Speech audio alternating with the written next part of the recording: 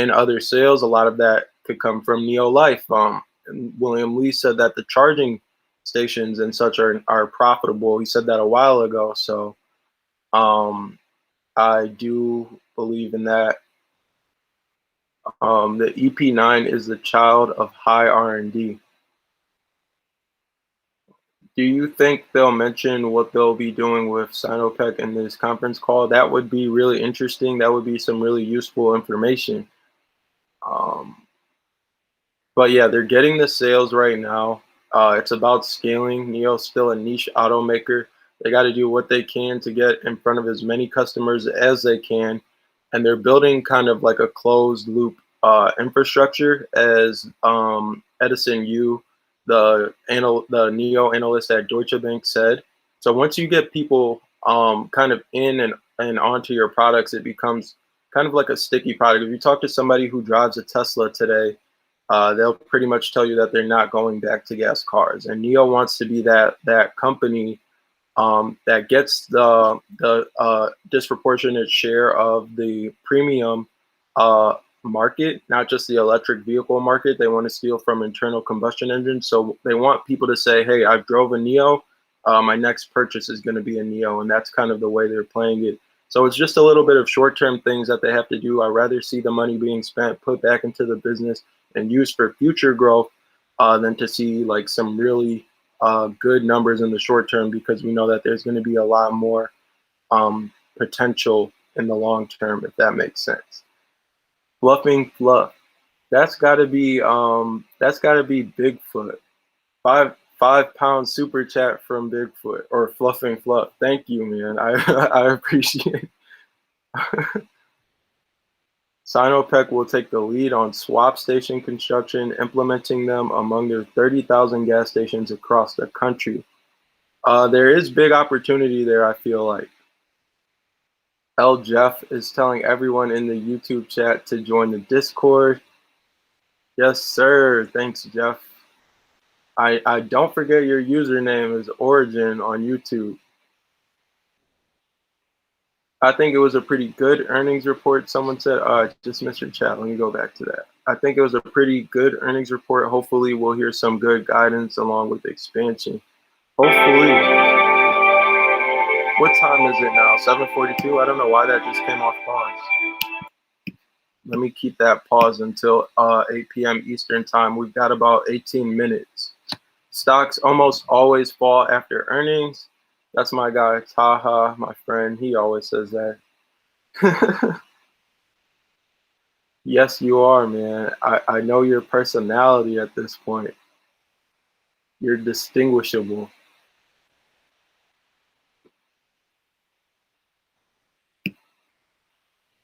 I missed a few comments. Somebody said something about IDEX. NIO IDEX collab. I mean, as far as financing for a fleet, that could be possible. I would love to see it as an investor in both companies.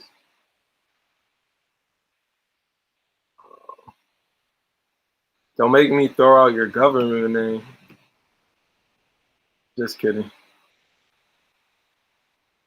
The music was gangsta. Hello from the UK. Seems like NIO is a long-term buy, maybe somewhat like Tesla in 2014 to 2015. I think the first time I talked about NIO, I said a lot. I think the first time I talked about NIO, I said a lot of people missed out on the opportunity to get in Tesla because they failed to value it as a technology company. And I don't want to make the same mistake with NIO. So I completely agree with your statement. I think there's a lot of upside, and I think, in my humble opinion, you're still early to NIO. NIO to 555 by 2024. That would be amazing. That would be great.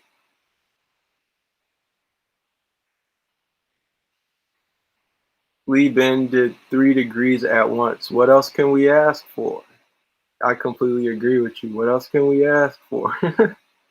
I'm buying NIO as a long-term buy as long as it's under 150. Got north of 5,500 shares. Nice, nice. Hi, question. How many ET7s were pre-sold? I don't think we have that information yet. Somebody contact me in the chat if I'm wrong.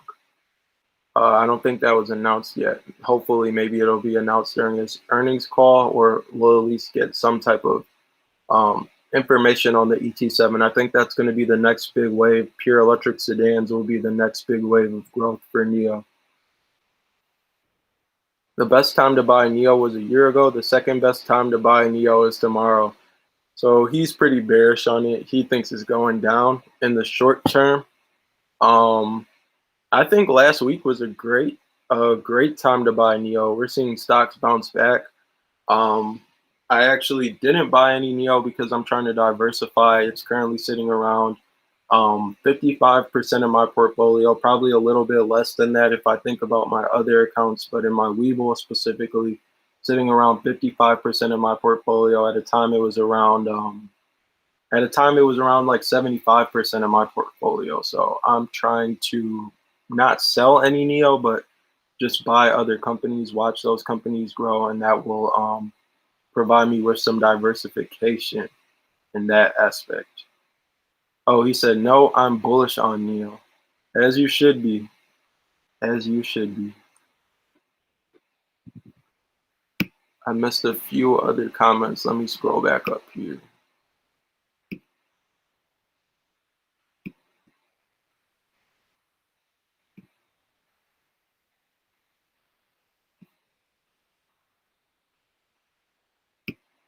Last week at 42 was a great time to buy too. I agree. I completely agree. There were so many good deals in the market last week, not just NIO.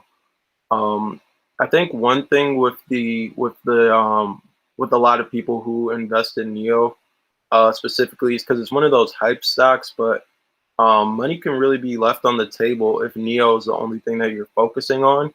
So that's why I said I started buying other things to kind of diversify and shift my portfolio around. With NIO being how much of my portfolio was at that time, 67% of my portfolio.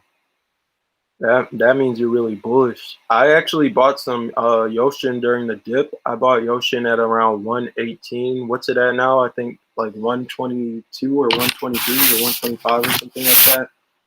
But I bought it in my short-term portfolio. Let's see where it's at. So I'm actually about to dump that pretty soon, but I'm still holding on to my long-term portfolio. Yeah, it's at 125, so it's moving pretty good. I was at 100% in NIO, now 80% in NIO, 10% in Palantir, and 10% in Nokia, someone said. Hey, George, what's up? You're holding 20K shares. Nice, nice. Hey, Ovi, how are you? Do you know if William Lee will speak tonight? He'll probably say a couple words during the earnings call, as he does in every call. Holding 3,300 shares of NIO. Bought Shopify and grew 300%. Then dumped it and bought 100% in NIO. Then NIO went up about 300%. Nice, nice. 42 was the lowest, not much different now. Time to buy is now while the market's recovering. It may or may not dip, but long term it will be huge. Already 120% gain. It's good to hear all your guys' gains in NIO. Like congrats on the gain. I like 33K shares. Jesus was 33. Do you think NIO will merge with another company to then expand to the US market? Also, what do you think is the next biggest catalyst for the company? That's a good question. So if NIO was going to come over here, based on the way that their business model is set up, from what I would imagine, I would say that from my perspective, at least, I think that they do need a manufacturing partner if they come over here. I wouldn't call it like merging with another company, but more so as like a strategic partnership, as we're seeing them do with Intel's Mobileye, as we're seeing them do with NVIDIA, things like that. Not necessarily sharing stake in their company with another business and getting stake from another company. What are your guys' opinions on that, actually? 19K. Oh, Okay, 19K shares of NIO at $7.30. Nice. Congrats on the gain. I'll FaceTime you later. Yes, sir. FaceTime me after the earnings call. Got a few things to talk about.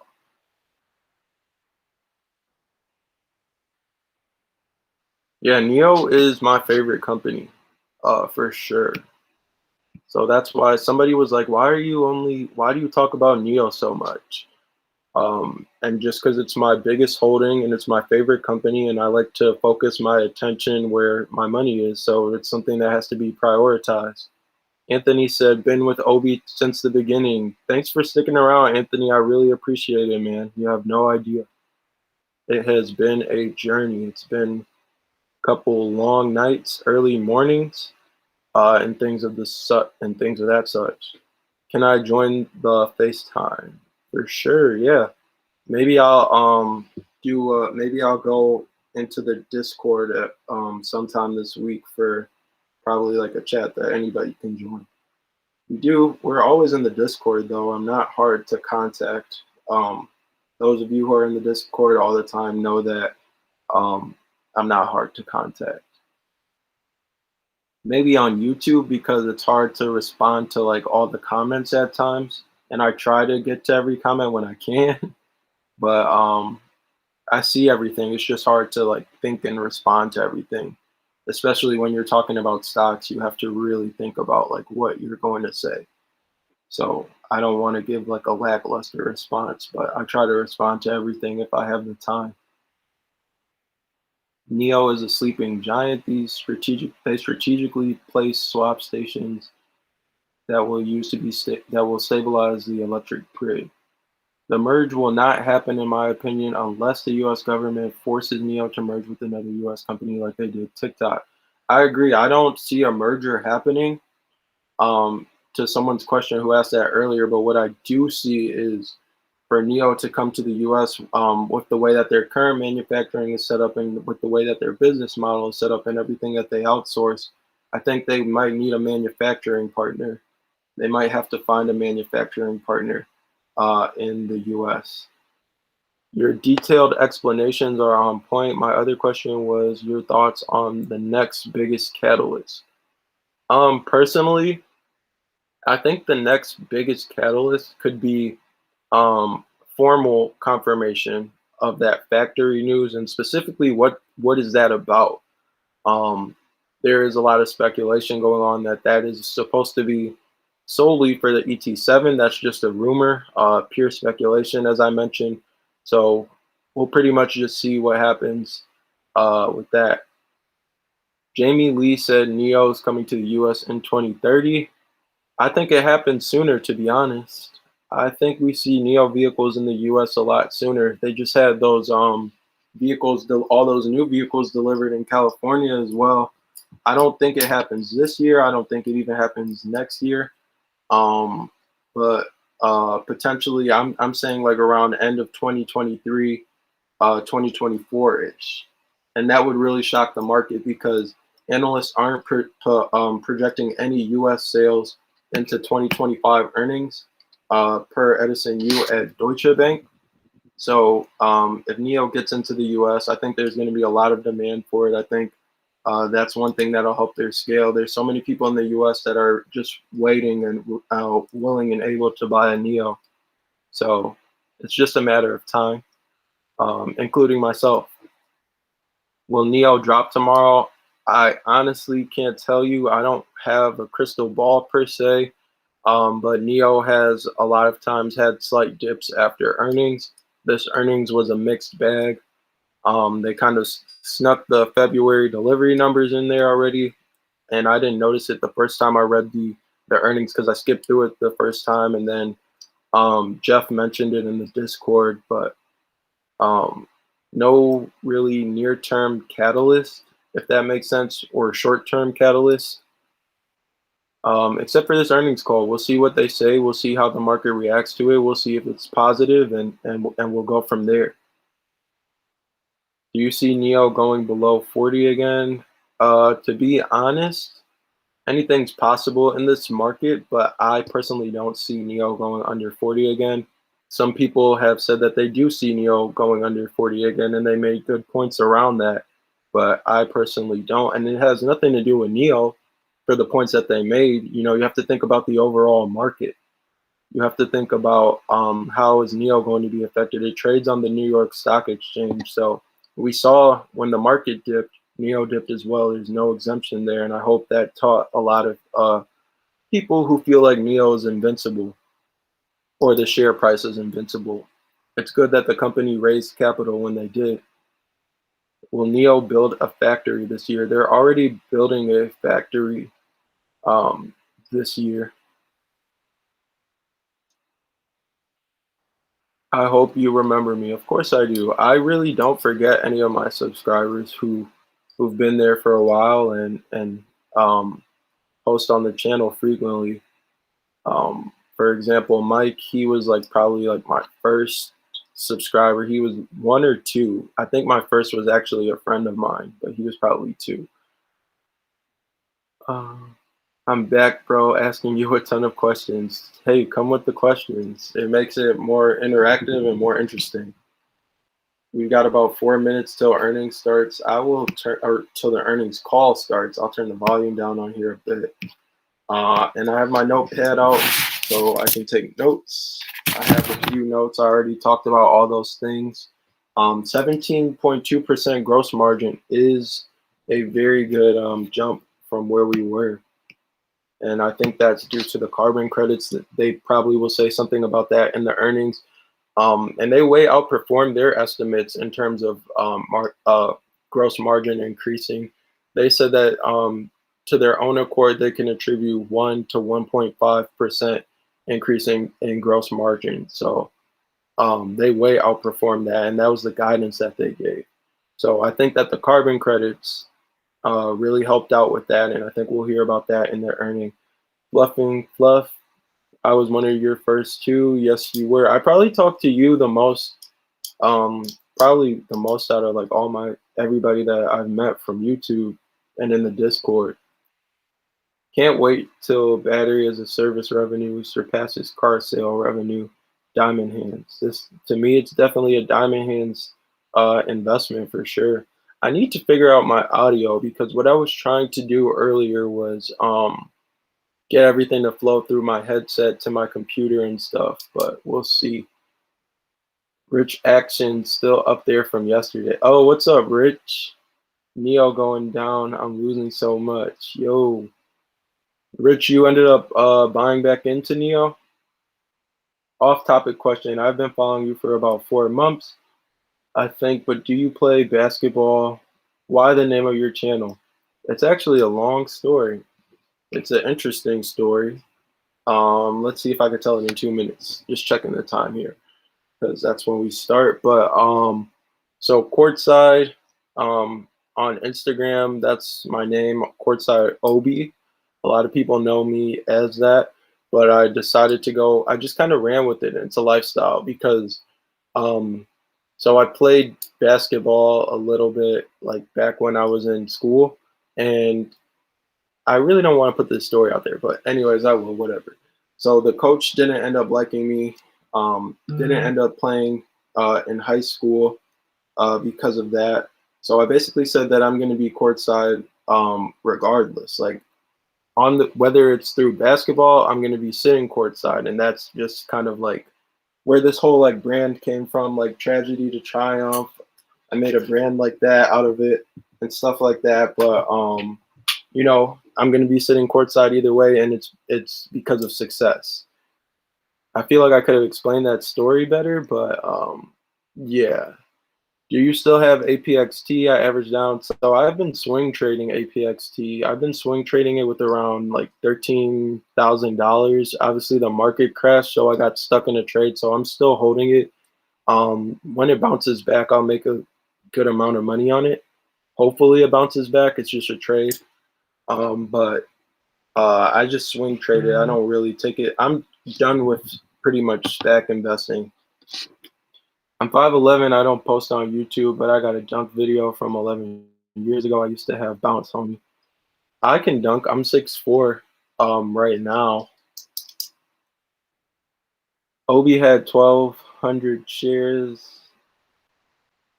Oh, I had 1,200 shares to. I should that. I sold that to buy 88 contracts last Thursday at $49, and it went to 46. Yeah, I can dunk. Okay, it's 8 o'clock. Let me start this.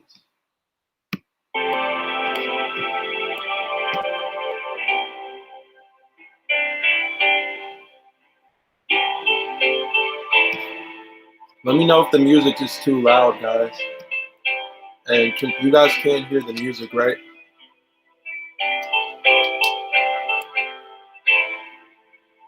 NIO going down means I'm buying in the morning. You have to think long term. What do you think about NIO's e-commerce business? I think it's going to be huge. There's 164 million in other sales, as someone pointed out in the Discord. A lot of that had to do with NIO Life. So let me turn it up a little bit. There we go.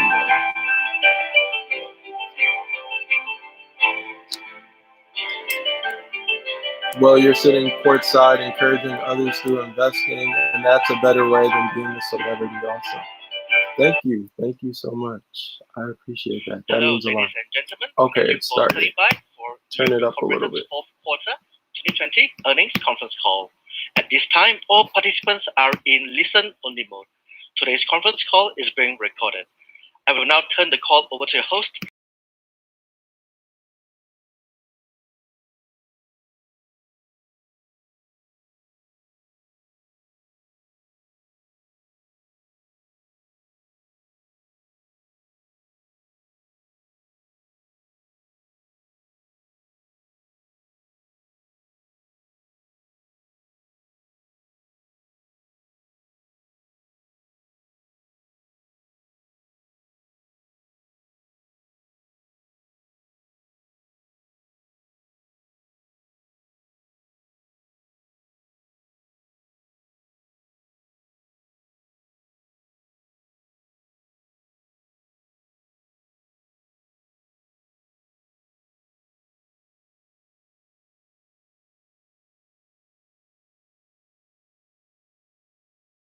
Of the U.S. Private Securities Litigation Reform Act of 1995.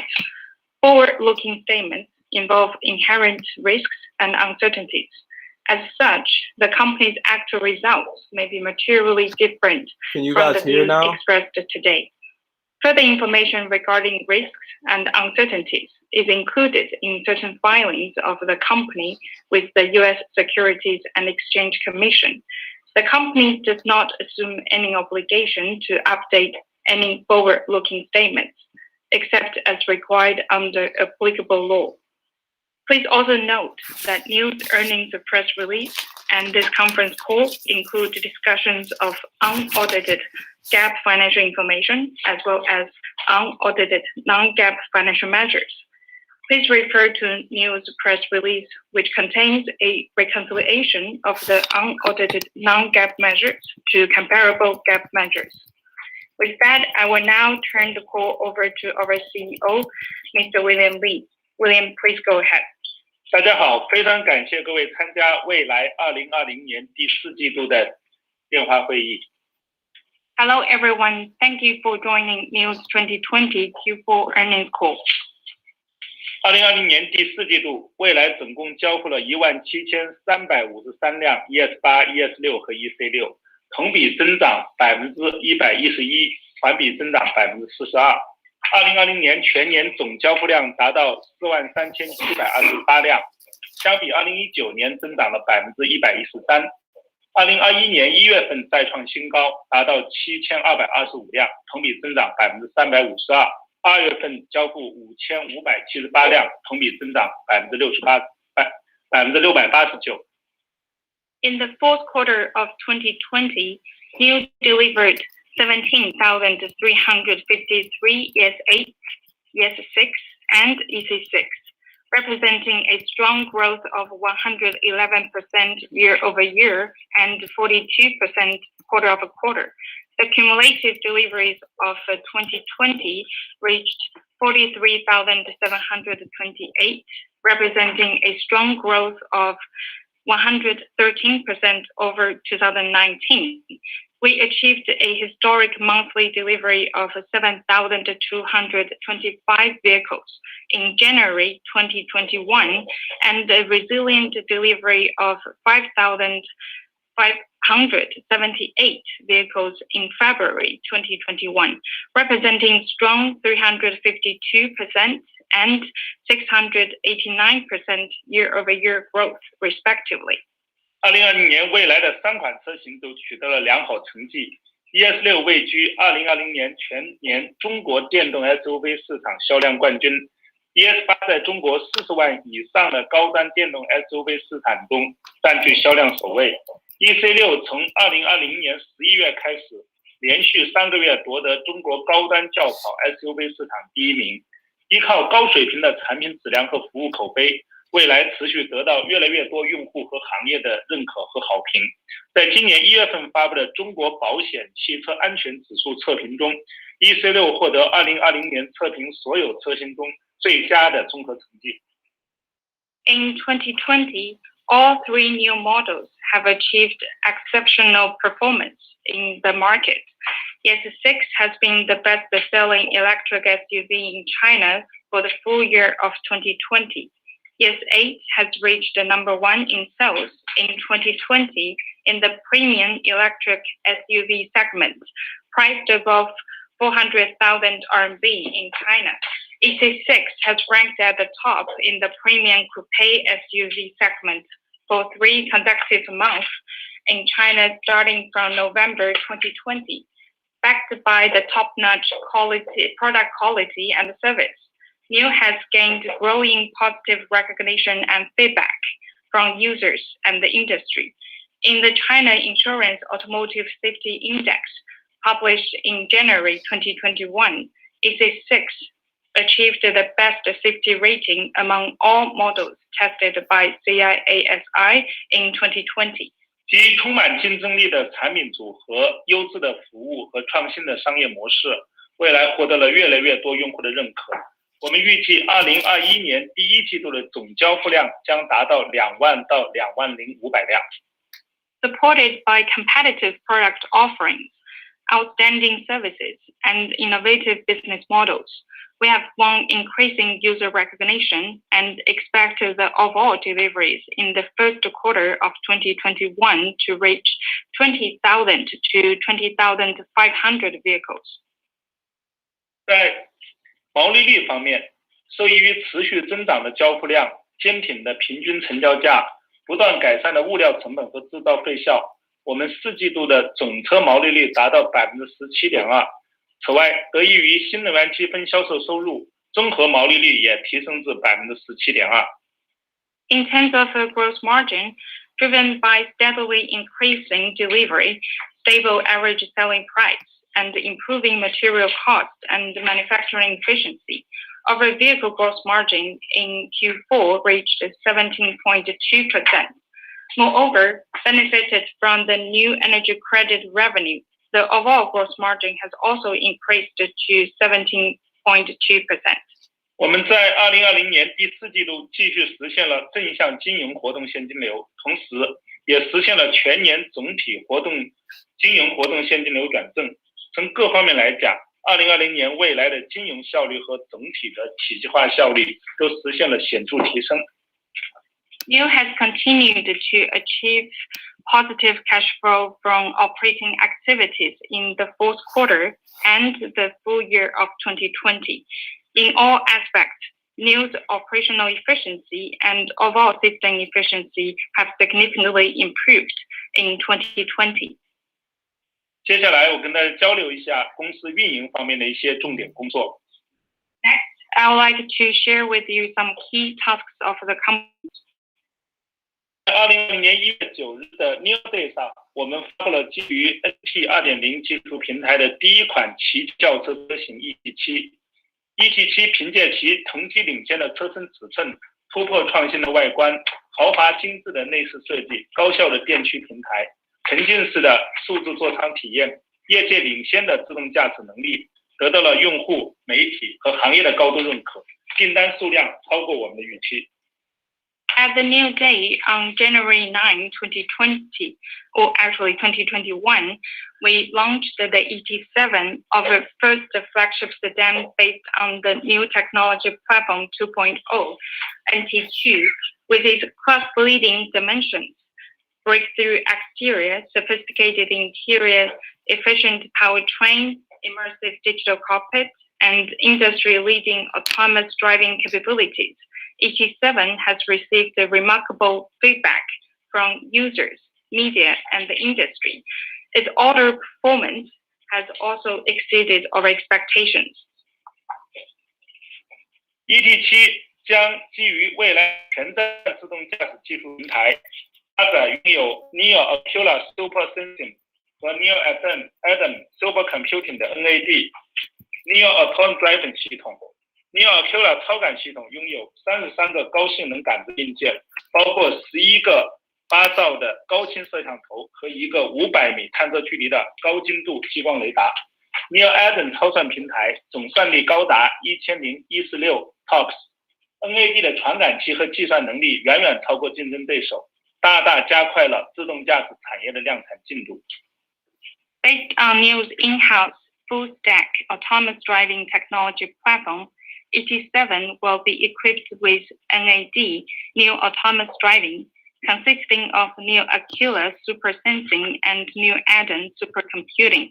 NIO Ocular Super Sensing system has 33 high-performance sensing units, including 11 8-megapixel high-resolution cameras and one high-resolution LiDAR with a detection range of 500 meters.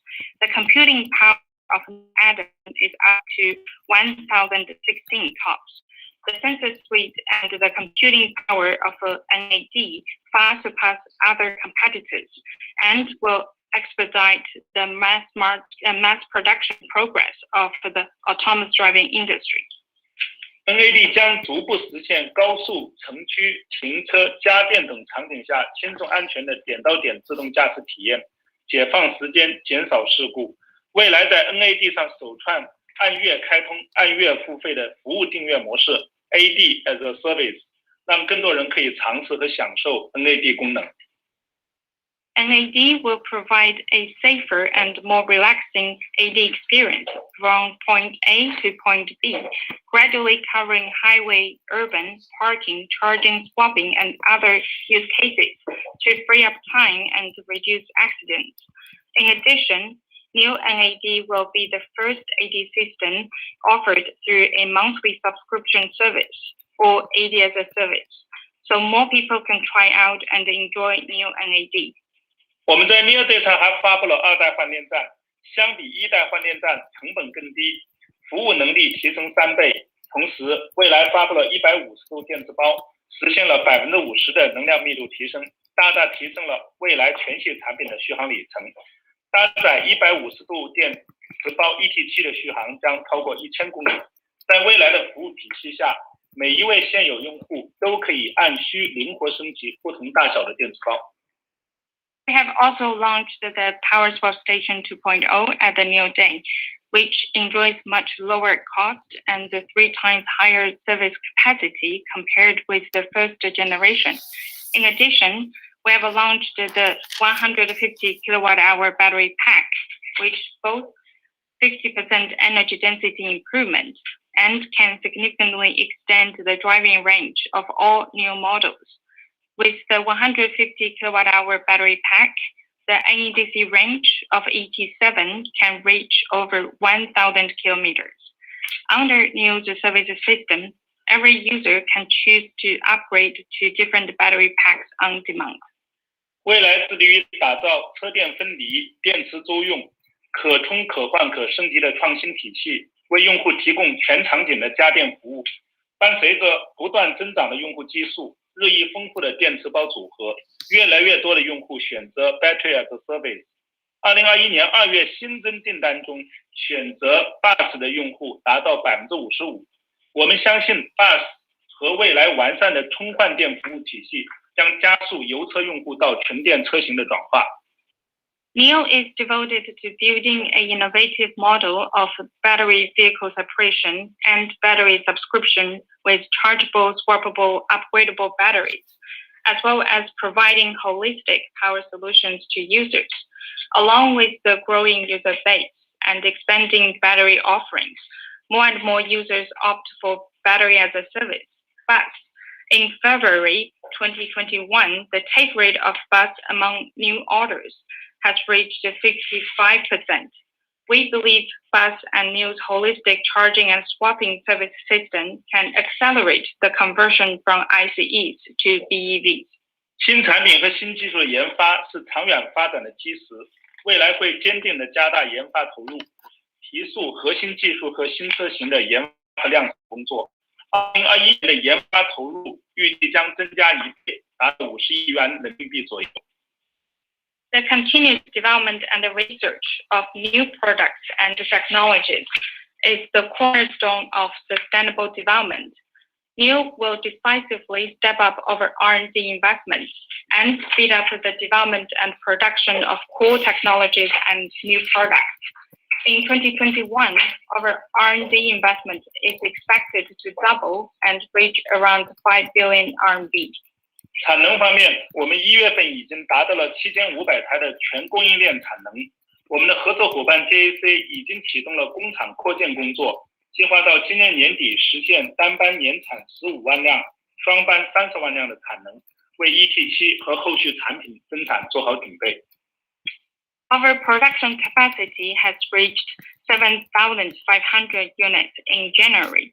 Our partner JAC has already kicked off a further production capacity expansion in the Hefei plant and plans to expand the annual production capacity to 150,000 units under one shift and 300,000 units under two shifts to prepare for the production of ET7 and future products.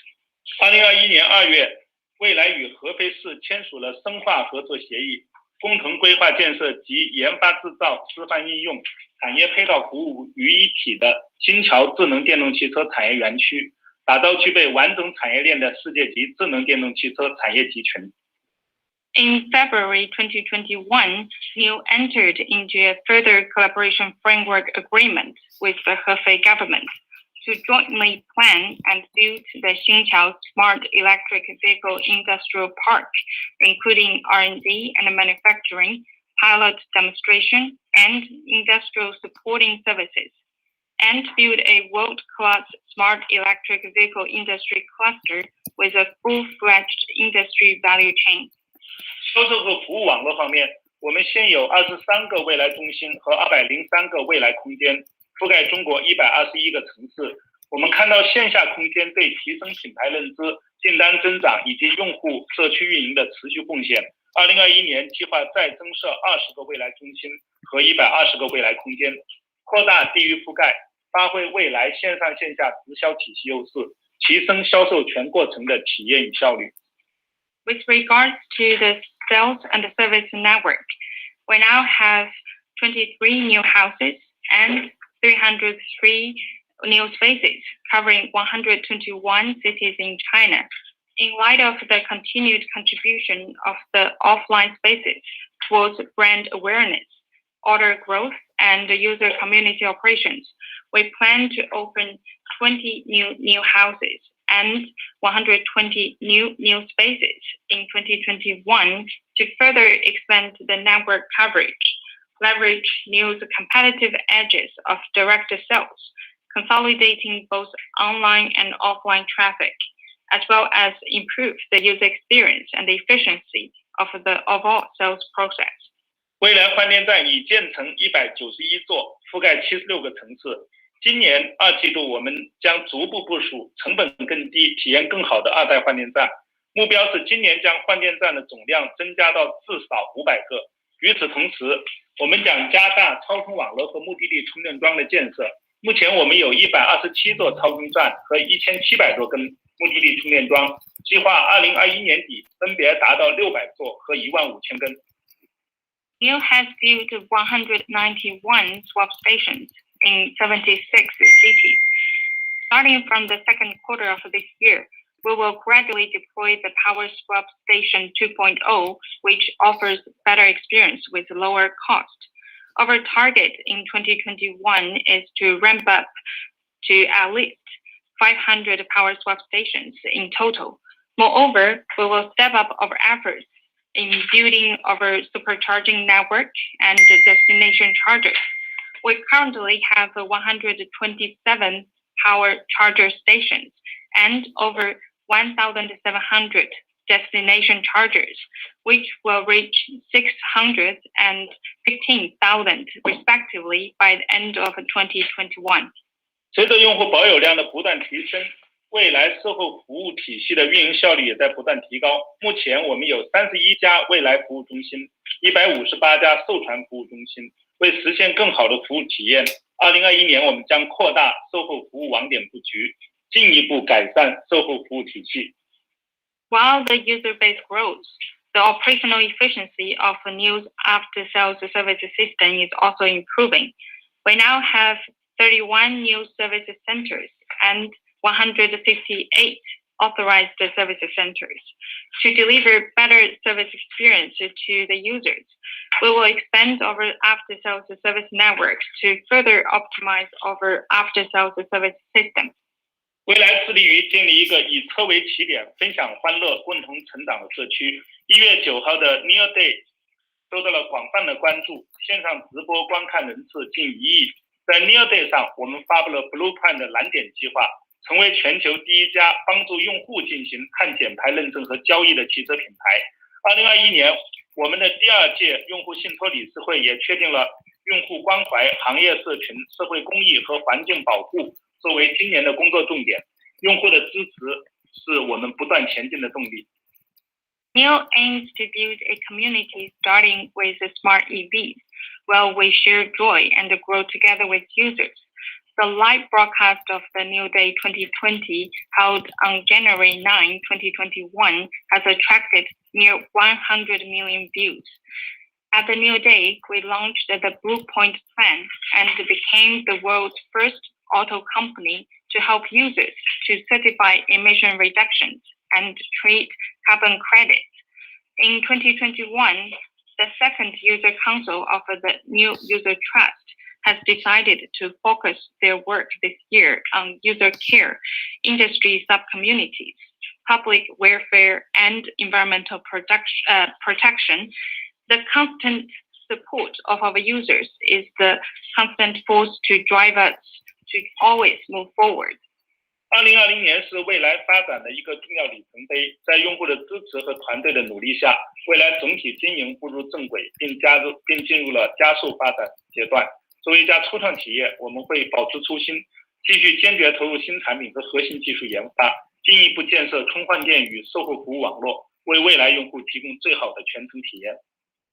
2020 is an important milestone on the development journey of NIO.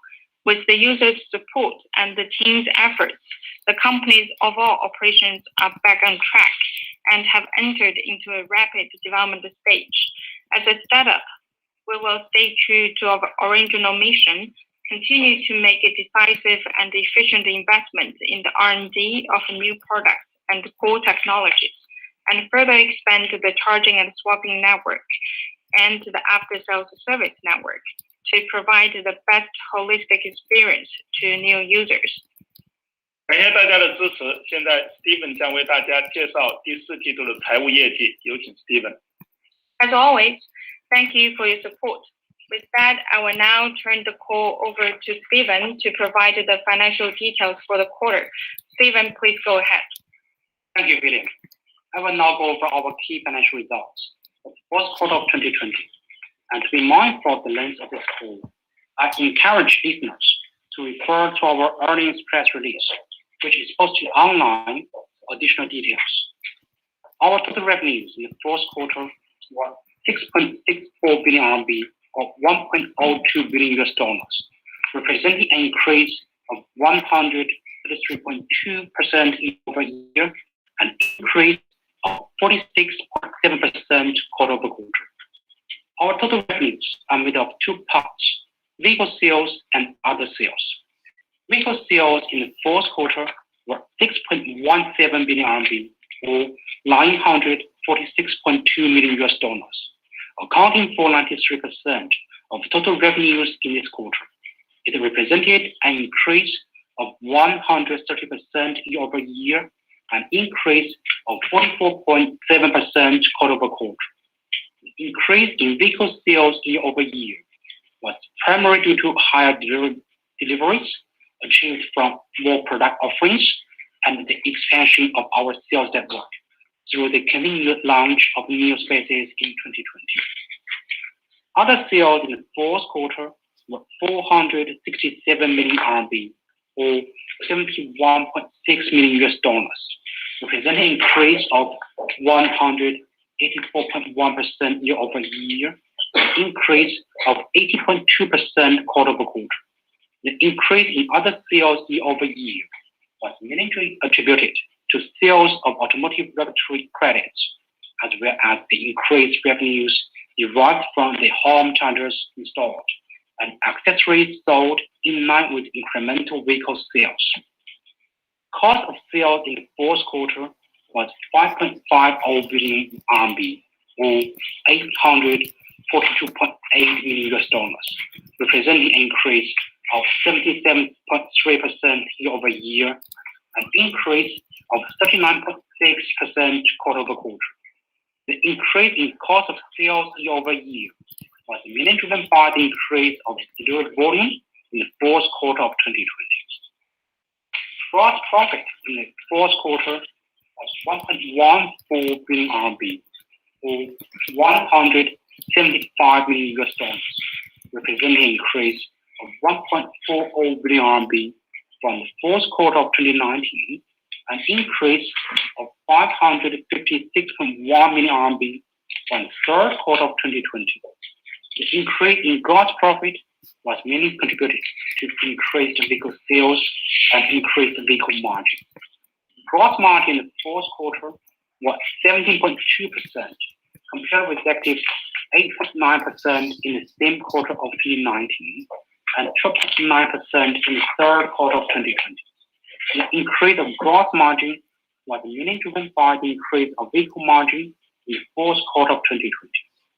More specifically, vehicle margin in the fourth quarter was 17.2%, compared with effective 6.0% in the same quarter of 2019 and 14.5% in the third quarter of 2020.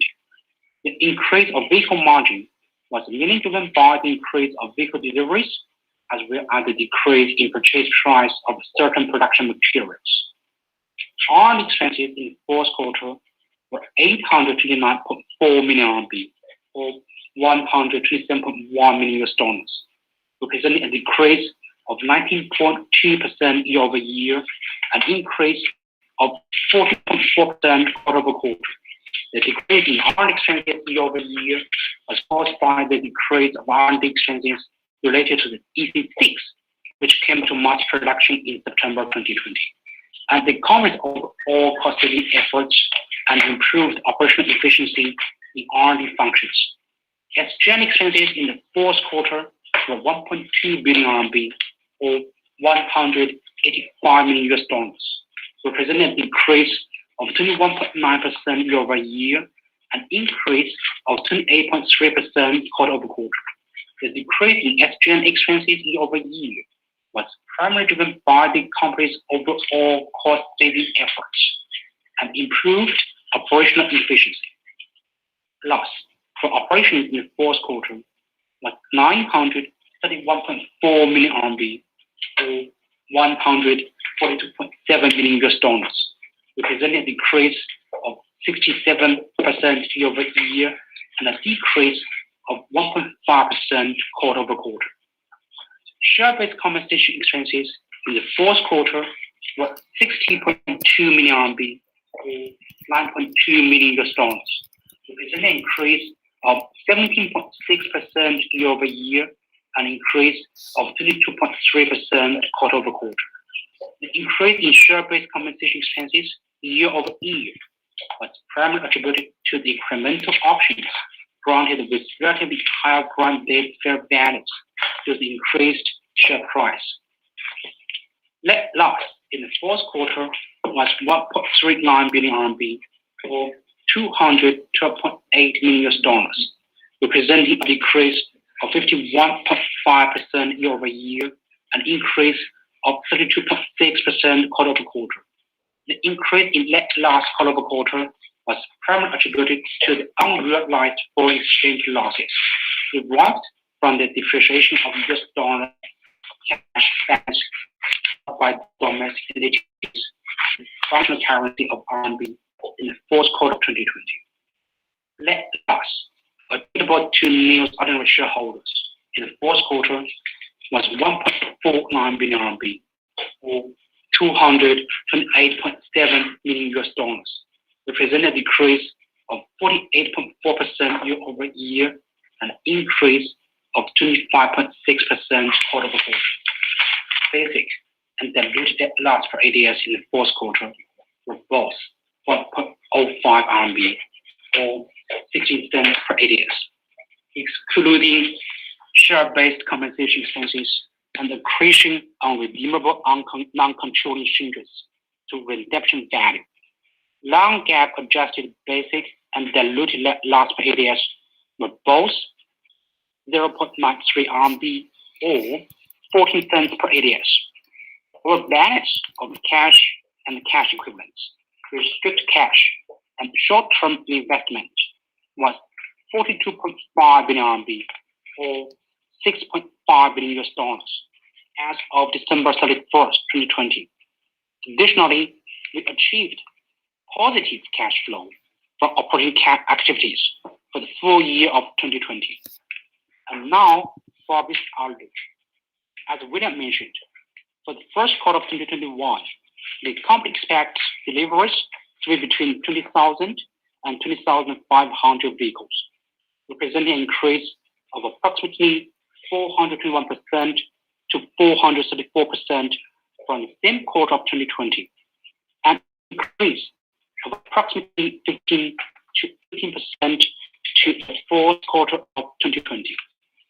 The company also expects the total revenues in the first quarter of 2021 to be between 7.38 and 7.56 billion RMB, or between 1.13 and 1.16 billion US dollars. This would represent an increase of approximately 438% to 451% from the same quarter of 2020, an increase of approximately 11.2% to 7.8% from the quarter of 2020.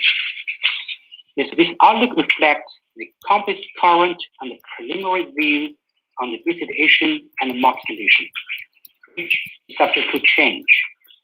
Now, this concludes our prepared remarks. I will now turn the call over to the operator to proceed our Q&A session. Thank you. Ladies and gentlemen, we will now begin the question and answer session.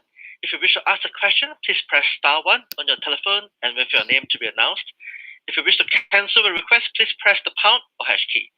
For the benefit of all participants on today's call, please limit yourself to 2 questions. And if you have additional questions, you can re-enter the queue. First question comes from Edison Yu from Deutsche Bank. Please ask a question. Thank you very much. So first question wanted to ask is on NIO's focus in the premium market. It seems you're very focused on that, and that's not going to change. Would you consider developing another brand to go after the mass market or more mid-tier market? Second question is about the international expansion. You've indicated that you'll enter Europe later this year. I'm wondering what kind of sales volume would you expect in the longer term? And in relation to that, there's a lot of speculation from the press lately that NIO is getting much more serious about getting to the US. Could you share your latest thoughts about that? And I'll translate that. 未来一直以来目标市场是高端市场，你是否有考虑建立一个新的品牌去开发大众市场？然后第二个问题是，未来今年要进入欧洲，那你对长期的目标销量有什么预期？此外，近期报道新闻说，未来正在探索进入美国市场，您可以分享一下这方面有什么想法吗？谢谢。谢谢 Edison。这个 mass market 的这个从我们来讲的话呢，我们当然这个从这个可能性的方面肯定是有的。那当然从 NIO 的角度来讲的话呢，我们 NIO 的这个 brand 我们会 focus 在这个premium 的 market。简单来讲的话，我们不会 NIO 的 brand 不会进入到这个 massive market， 这个是肯定的。当然如果大家对我们过去有了解的话，我们在几年前做过一些尝试，通过投资的方式和 GAC 还有广汽和长安做过一些尝试。当然我们目前已经这个在这些公司降低了我们的股比我们基本上都降到5%以下了。原来我们是40多的股份，我们现在降到5%以下。那从另外一个角度来讲的话呢，也给我们自己更积极的去进行大众市场的一个尝试提供了一些可能性我们正在积极的看我们是用什么样的方式更积极的进入到大众市场，这个是我们的一个长期的战略。Thank you, Edison, for your question. Of course, it's possible for us to enter the US, to enter the mass market.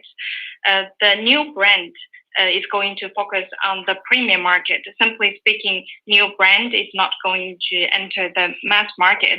But in the past few years, we have already tried different approaches to enter the mass market. For example, we established joint ventures through investments with GAC and Chang'an.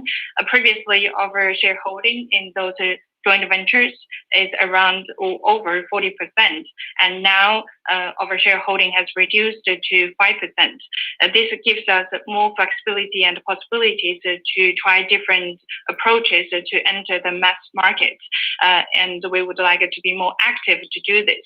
This is going to be part of our long-term strategy. 对，这第二个问题关于国际市场，我们今年会在欧洲开始进行这个销售和服务我们的团队正在搭建的过程中，我们的计划目前也在按照计划在推进，产品的准备销售服务网络的准备，团队的准备，各方面的准备都在做当然这个国际市场是一个全球市场，这个进入是一个很长期的工作，我们有足够的耐心我们当然会预期在长期来讲，我们是能够在全球各个主要市场都能够占据显著的一个份额但是我们知道这个肯定不是一天去做到的。从 NIO 来讲的话，我们从 Day One 就我们在欧洲在美国建立我们的研发的 team， 那我们具备这种全球团队的管理能力，但是我们仍然知道进入全球市场它是一个销售服务是一个更复杂的工作刚刚你讲到了美国市场的话呢，我们当然也在进行其实事实上很早之前我们就在进行这个研究那我们还在进行这个商业模式的一个探索和一些这个研究各种各样的可能性当然我们肯定会进的，但是这个我们会非常有耐心 step by step 去做。Regarding the second question of the international markets or the global markets, starting from this year, we're going to enter the Europe market. We will build our own sales and service network in the European market. Right now, we have already kicked off the preparations regarding the team setup, product, and the sales and the service network building, basically covering all aspects of operations in Europe. This is going to be part of the long-term strategy for us to enter the global market. So we need to be patient. In the long run, of course, we would like to achieve significant shares in important major markets in the global arena, but it will require a lot of effort and time to do this. Starting from day one, we have over R&D operations and other operations in different regions and countries. But we understand that the sales and the service is going to be more complicated if we decide to enter different regions and countries. Regarding the US market question, we have already kicked off the research about the US market entry at a very early stage. We have started about the possible business models, the strategies, and the different approaches about how should we enter the US market. But this will require lots of patience, and we would like to do this step by step. Thank you, Edison. Your next question comes from Ming-Sun Lee from Bank of America Securities. Please ask your question. Thank you, William and the management team. So my first question is regarding the margin improvement in fourth quarter. If I adjust the contribution from the credit sales, the gross margin of the company is around 15.7% in this quarter, still improved a lot from last quarter. So could you give us some breakdown regarding the margin improvement, for example, like ASP improvement in the quarter, bond cost improvement in this quarter? Besides, could you also elaborate more regarding on the battery supply and also the chip supply recently? Especially, we already see company will postpone the battery upgrade for certain customers in June. So could you elaborate more on this? And the second question is also regarding on battery related, because recently we already see the upstream cost inflation. So we are interested about the cost trend in 2020, and also probably some rough gross margin guidance for this year. Thank you. Thank you, Ming. Sunny will answer the first question. Yes. The vehicle gross margin increased from 14.5% in Q3 to 17.2% in Q4. Was mainly driven by more ES8 and EC6 with higher gross profit margin delivered. And the material and manufacturing cost of vehicles slightly decreased. And back to numbers, I think the average selling price increase was 10,000 per unit. And manufacturing costs and material costs slightly decreased. And to the overall gross margin, we booked 120 million RMB EV credit sales in Q4. The overall gross profit margin contribution was 1.8%. That leads to the overall gross profit margin increase. And regarding the gross profit margin guidance in 2021, what I can see is the margin in Q1 can also be slightly improved, but the trend not so large as much as in 2020. And for the full year guidance, I think it's too early for us to give at this moment. Yes, for the battery chip supply, I can go back to William. Yeah. Okay, thank you, Stan. 对，这个确实现在芯片的这个供应对供应链的影响是非常大的。对我们 Q2 的这个确实也有一些影响，但 so far 的话呢，我们目前来看的话呢，还是基本上能够满足我们正常的一个生产的计划。但是现在这个确实每天的情况变化都很多。这个Q2 的话，整个全球的汽车产业的这个受芯片的影响还是非常非常大的。我们的 team 从去年4季度开始就一直在跟我们 supply chain 的合作伙伴一起在 sourcing。我们甚至于跟这个芯片的公司，我们都会有直接的接触那个把整个芯片的供应链把它打通。但是确确实实对 Q2 的这个量呢，现在来看的话呢，目前来看的话呢，虽然我们还是这个还是认为还是能满足我们的需求，但是这个风险 risk 确实是很高的。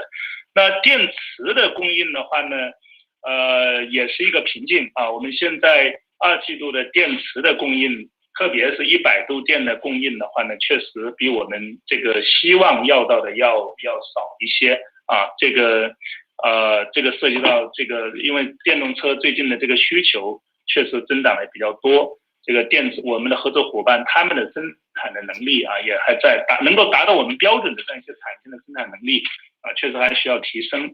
我们预计电池的生产的话，差不多7月份的话，能够达到我们的要求。所以2季度整体上电池和 chip 确实都局限了我们每个月交付的数量，大体上只能在7500台。Thank you for your question. Regarding the chip supply and the battery supply, of course, this has a very big impact on the overall supply chain. This is also one of the constraints for us in the second quarter of this year. Of course, right now we have sufficient chip supply to support the normal production, but it's a changing time, so the situation will evolve gradually. For the second quarter of this year, we will still have some risks regarding the chip supply, but starting from last year, our team has already kicked off the communication and the collaboration with our supply chain partners to secure the sourcing of the chips. We even have some direct communications with the chip suppliers to make sure we have sufficient supplies of the chipsets. We believe for the second quarter, we should have the chip supply to meet our basic demand, but the risk is still quite high. Regarding the battery supply, this is another constraint for our second quarter performance. We do have some limited supplies regarding the 100 kWh battery pack and the other battery packs, which is actually less than our demand, because right now the market is actually quite booming, and for starting from July, we believe the battery supply should go back to the normal level and meet our demand. So because of the constraints of the battery supply and the chipset supply, our production capacity will kind of be limited in the second quarter to around 7,500. 对，第三个就是电芯成本，对我们倒没什么影响。我们今年总体上来说，还是能看到我们的电池的成本能有一些下降，但是肯定不会像去年下降那么明显。那总体上来说，这个市场的变化对我们的影响有限啊，因为我们lock 了一些和我们的合作伙伴，因为我们现在到目前为止还是 CATL 最主要的客户，所以在这方面我们的定价各方面还是能有一个不错的一个价格。For the battery cell cost, we believe the impact on us is not that big. For this year, the cost of the battery will further reduce to some extent, but we believe it's not going to be on a large scale. But the impact on us is quite limited because we have already locked the supply with our battery partners. We're still a very important, probably the most important customer for CATL, so we have a very good pricing with the CATL's battery. Thank you, Min. Your next question comes from Bin Wang from Credit Suisse. Please ask your question. Thank you. I have just one question about the near-term EV sales, because actually recently we got different picture. For example, your peers, Lioto, have a pretty weak guidance. However, today's guidance seems to be surprised on the upside, especially the March has been reached a new high for NIO. We're also facing the competition from Tesla Model Y. Can we elaborate what's happening in the near-term NEV demand? Is good or bad? So it seems like it's quite confusing. And meanwhile, you seem to be quite positive about second quarter. You get about 7.5 thousand per month. Is that your guidance for second quarter? Thank you. 谢谢王斌。这个确确实实，这个一般来说，这个 Q1 的话，对于 EV 市场来讲的话是挑战一点。这个主要是因为涉及到补贴退坡、年底的一些政策很多方面的一些影响。Q1 的话，对于大部分的公司来说，都是要这个 demand 是要weak一点，这个是一个正常的季节的现象。Thank you, Bing, for your question. Normally speaking, the first quarter of the year is the low season for the EV industry because of the subsidy and other policies. 对，当然这个 Model Y 的话呢，确实今年元月份他们这个宣布了他们国产的这个价格，对于他们的这个短期的 demand 的话呢，这个应该是一个还不错的 demand。但最新的情况的话呢，因为特斯拉它就是经常搞这个新闻，一下子收割一批订单。我们呢一般是关注长期的稳健的一个 demand 的增长。所以我们不是那种脉冲式的，所以我们不会通过某一次降价突然获得很多订单，然后这个后边某个月突然就不行了，我们不会变成这么一个脉冲式的这么一个销售行为。我们是很持续的通过我们的服务网络，通过我们的体验改进，通过我们的用户口碑，逐步的稳步的增加我们的 demand 啊。从目前来讲，我们的策略，因为我们是不降价的，大家也看到我们的这个价格非常坚挺，也带来有毛利率的成长。那么从这个角度来讲的话，我们专注这些长期的这样的一些策略当然还有这个bus， 这个确确实实我们现在2月份的订单，这个 bus 的这个 take rate 已经到了 55%， 我们能看到每个月的这个 take rate 的增长。从这个角度来讲的话呢，我们的独特的这样的一些竞争力，让我们的和我们的这个持续的长期的这样一个用户发展战略，让我们能够对抗整个的这个周期吧，不像别人那样这个受季节的影响和这种短期的影响这么大。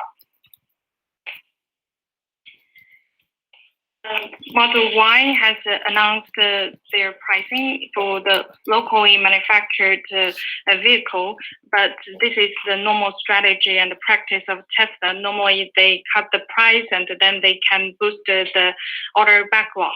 Our approach is quite different from Tesla because we would like to make sure we have a stable order performance instead of these ups and downs in the order backlog. For us, we don't actually want to cut the price to boost the order backlog. So it's quite different from Tesla. We would like to focus on the service and experience improvement, as well as building a positive word of mouth reputation in the market, because we do not want to cut the price. Because of our strategy, we can achieve a very stable and solid pricing with our products, which will also help with our gross margin and the vehicle gross margin. Just like I mentioned, in February, the bus take rate among the new orders has reached 55% and is growing every month. So with our unique competitive edges and our long-term capabilities, we believe we should be able to secure a strong footing in the market instead of being affected by those short-term strategies and practices. 好，谢谢王斌。Your next question comes from Tim Xiao from Morgan Stanley. Please ask your question. Morning, management team. Congratulations on the strong result and good guidance. So I have two questions. The first question is about the vehicle sales this year because since our next model ET7 won't kickstart the deliveries till next year, how can you sustainably grow the vehicle sales in 2021? And will there be any spec upgrades or major model facelift on top of the aggressive channel expansion plan and BOSS program? My second question is about your comments of the new house. Because I remember last year you mentioned new house might be less cost efficient. So could you elaborate more about the key consideration when deciding to resume the deployment of new house? And what would be the overall investment and additional operating expenses to scale up the coverage of the new house based on our current estimates? Thank you. 好，谢谢 Tim。这个 ET7 的话是明年一季度交付啊，那当然还有非常非常多的准备工作，这个特别是在 AD 这一部分啊，我们还要进行足够多的测试和开发。当然，这个从现在到我们的 ET7 的这个交付的话，我们现有主要是靠这个 ES8、ES6 和 EC6 这3款产品。那如果看我们 EC6 的话呢，也是去年9月份开始交付啊。ES8 的话是去年这个3月份的话，我们交付了，这个是现在是一个新款的 ES8。那 ES6 的话，其实也是在19年的这个下半年开始交付的。所以从一个产品生命周期的角度来讲的话，那么它们仍然是非常有竞争力的产品。那和市面上别的这些不管是电动车还是同样价位的汽油车相比的话，我们都是有足够竞争力的。所以我们不认为这个在我们的 NT2 的技术之前，我们需要对现在这3款产品再去进行一些大的改变啊，我们不会做这样的事情。但另外一方面的话呢，我们还是就像我在前边说的，我们在充换电网络，我们在销售服务网络方面，我们会进行积极的扩展，因为中国是一个非常大的一个市场。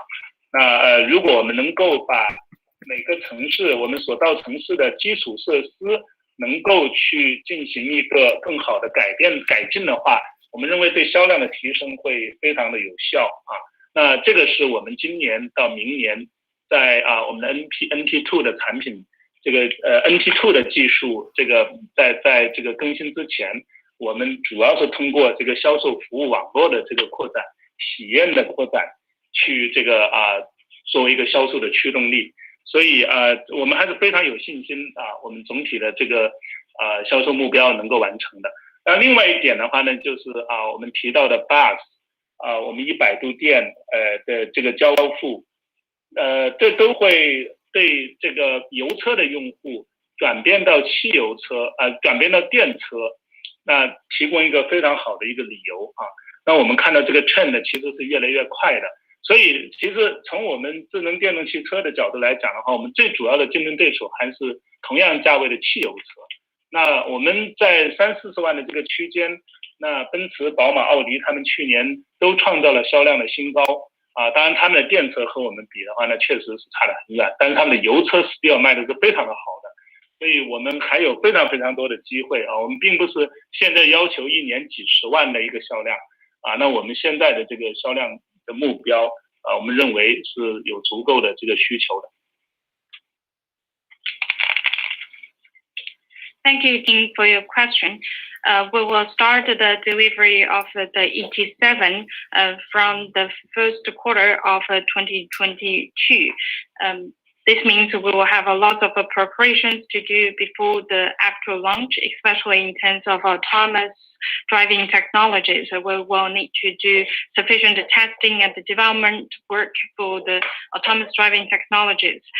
Starting from now to the delivery of the ET7, we will mainly rely on 3 current products, including ES8, ES6, and EC6 for the sales performance.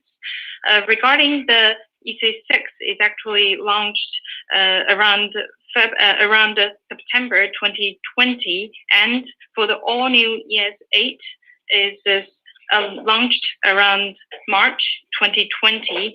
So for the ES6, it started the delivery from the second half of 2019. So in terms of the product life cycle, we believe all the 3 models are quite competitive in the market compared with the gasoline cars and other EVs.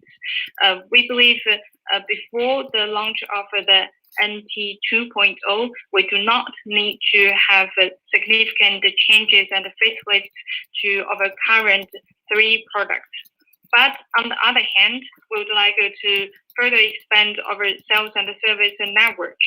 China is a very big market, so we will still have a lot of opportunities. If we can further improve our infrastructure building, this can also help us to improve our sales performance.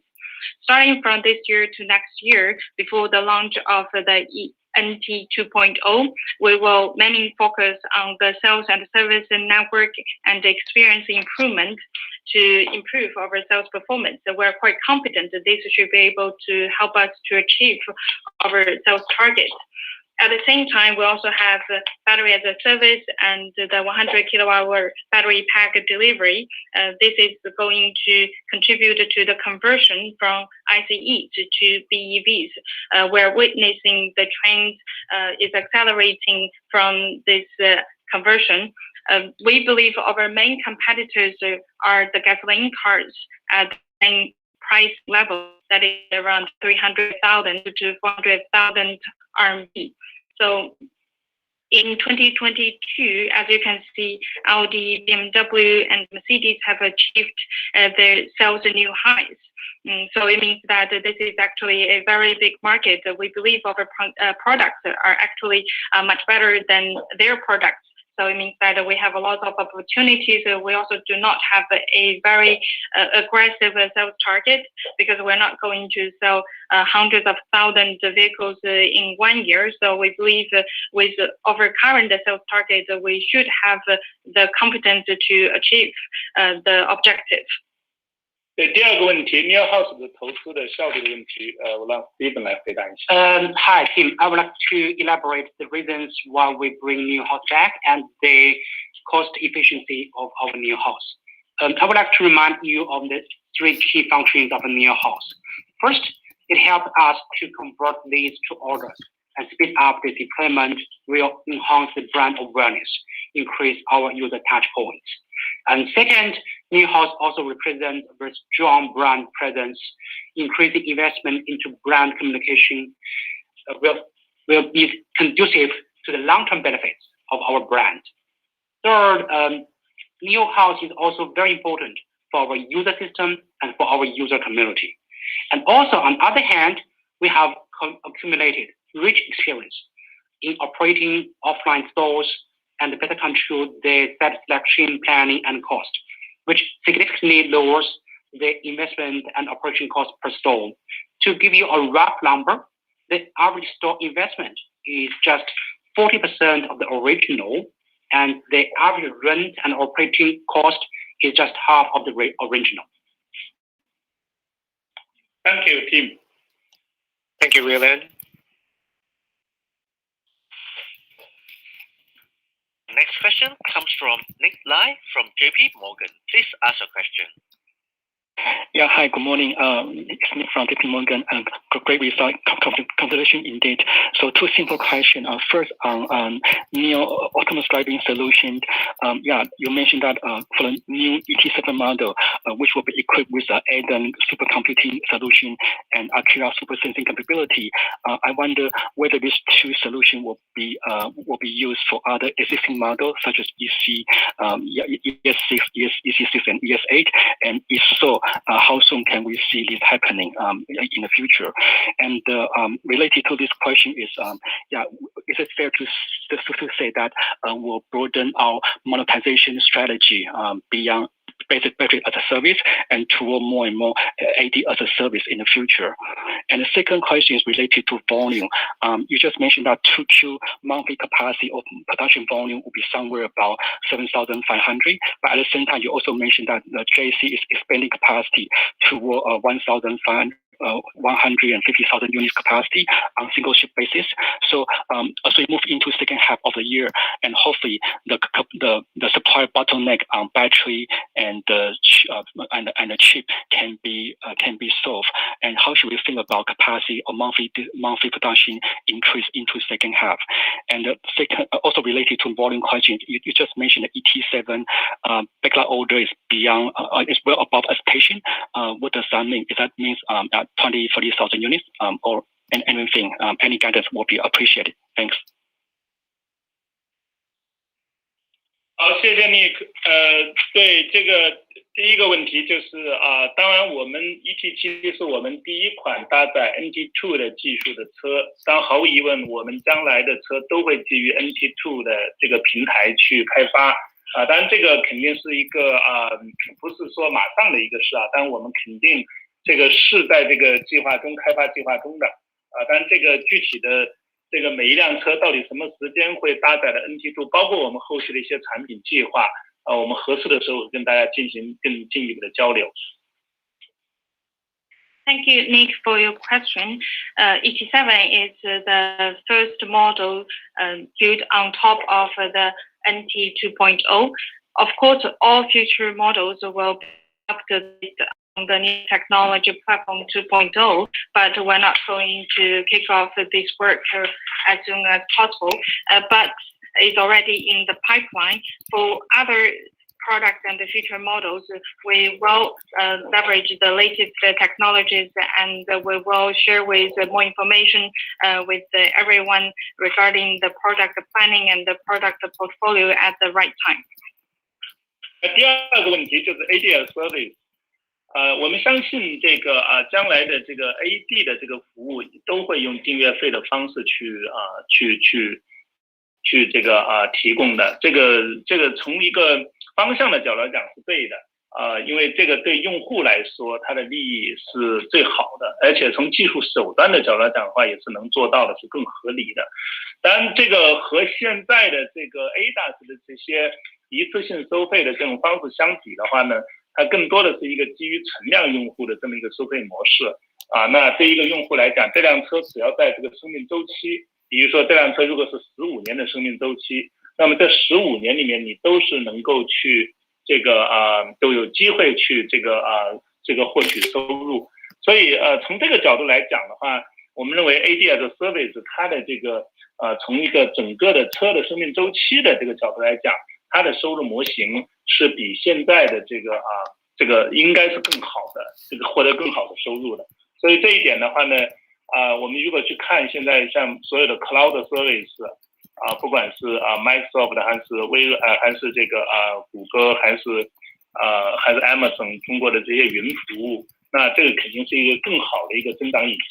所以我们在NAD 上面会很坚决的去提供一个 subscription 的服务。事实上来讲，我们现在 battery as a service 已经给我很大的一个信心用户是愿意接受这样的一个服务方式的。For the ADS service, we believe that this is the right direction because we believe in the future all the AD services should be provided through the subscription model because it's going to benefit the users, and from the technology point of view is also quite reasonable and feasible compared with the ADAS business model. The AD as a service business model is based on the install base. So it means that if one user's life cycle is 15 years, then within this 15 years, we should be able to generate revenue based on the AD as a service business model. In this regard, we believe the AD as a service business model is much better than the traditional ADAS business model. If you look at the cloud service business like Amazon, Google, Microsoft, and other domestic players in China, we believe this AD as a service subscription model is going to be a very good revenue stream for us. That is why we are going to be quite decisive to promote this business model and the subscription model. And from the battery as a service, we have already learned a lot of experience and confidence, and we believe that this means that the users should be quite acceptable regarding the AD as a service.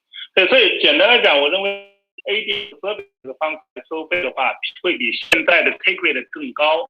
而且我们能够是一个车的全生命周期都有收入的可能，我们这个对用户也更友好。这个当然它是基于这个东西确实的好用它是基于这个前提下，那我们认为这个是一个更加可持续的模式。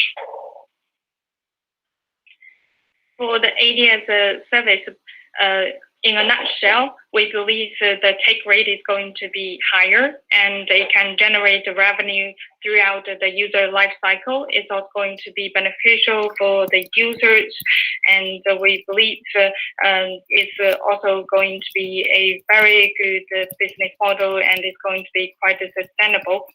对，第三个问题就是产能，我做一些补充春节期间的话。当然，就我们1月份达到了7500台的全供应链产能。我想强调一下，为什么叫全供应链产能？不光是我们自己要我们这个整车工厂能产出来，零部件的供应也能达到这个能力啊。这个我们一直说全供应链产能。那么在春节期间的话呢，这个合肥工厂的产能，工厂自己的产能已经完成了进一步提升。我们现在可以通过部分产线双班的方式，具备每个月1万台车的生产能力。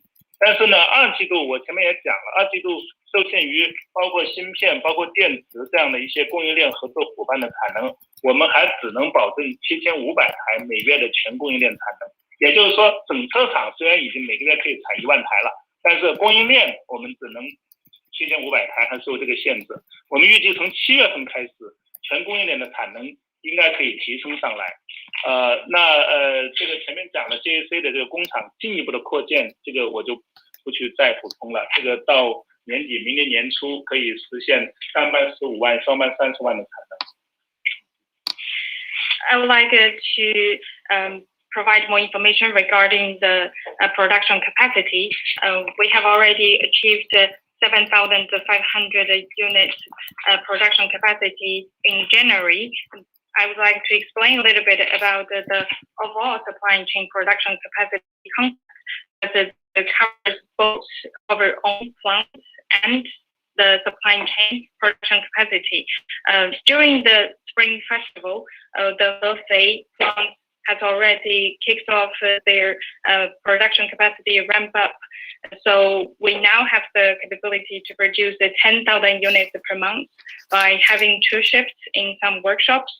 However, just like I mentioned, because of the constraints of the chipset supply and the battery supply in the second quarter, we may only be able to secure a overall supply chain production capacity of 7,500 units per month. But starting from July, we expect to elevate the overall supply chain production capacity. Just like I mentioned before, our partner JAC has already kicked off their further production capacity expansion.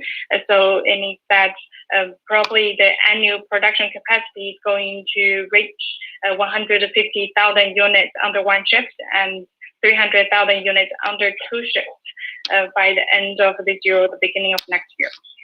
对，这个最后讲一下 ET7 的这个订单单，这个我们在1月9号 NIO Day 当天就宣布开启预定啊。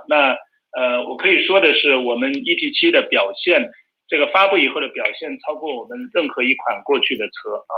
当然具体的订单数字，大家也知道，我们很早以前就不提供具体的订单的数字了。那我们只说在交付数字上，但总体来说的话 ，ET7 的表现作为一款这个44.8万人民币起售的车，我们认为它的表现是超过了我们的预期。Another question is about the ET7 order performance. Actually, ET7 was available for order on the NIO Day. On January 9, 2021, the ET7 order backlog performance has exceeded all other models we have right now, but we cannot disclose the specific information regarding the order backlog. We would like to just focus on the delivery performance. But overall speaking, regarding the pricing of the ET7 is around 448,000 RMB. With this kind of a pricing, we believe that the ET7 has performed very well in terms of accumulating sufficient orders. Thank you, Nick.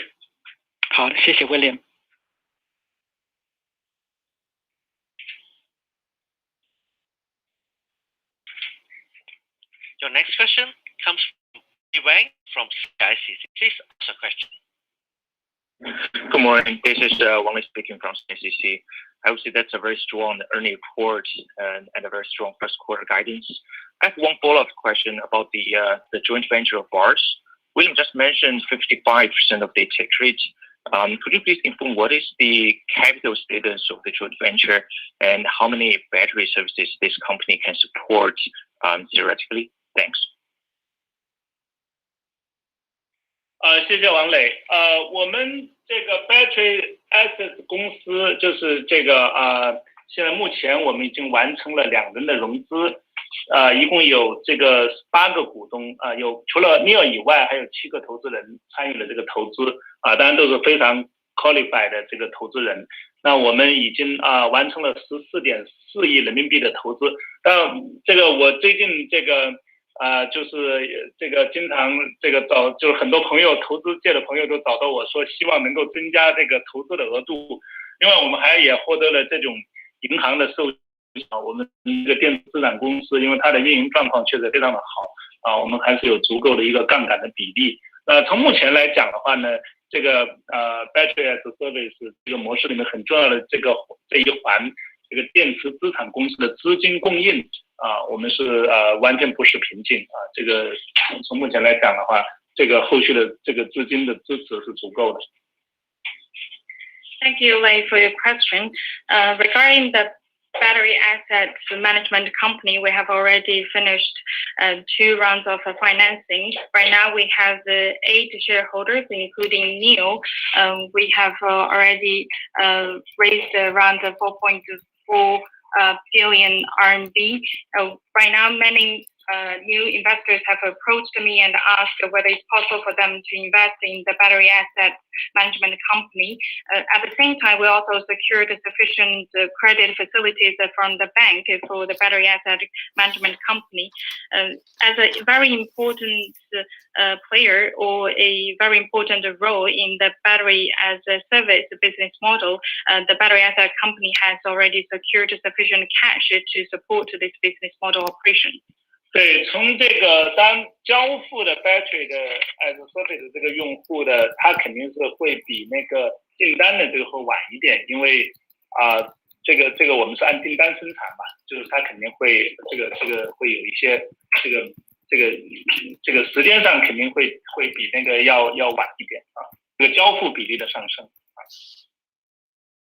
In terms of the penetration rate of the batteries among the battery as a service users, the delivery is going to be later compared with the orders because we have a make to order business model. So first we have a penetration rate in the order backlog, and then this will be gradually reflected in the delivery of the batteries to the vehicle to the users.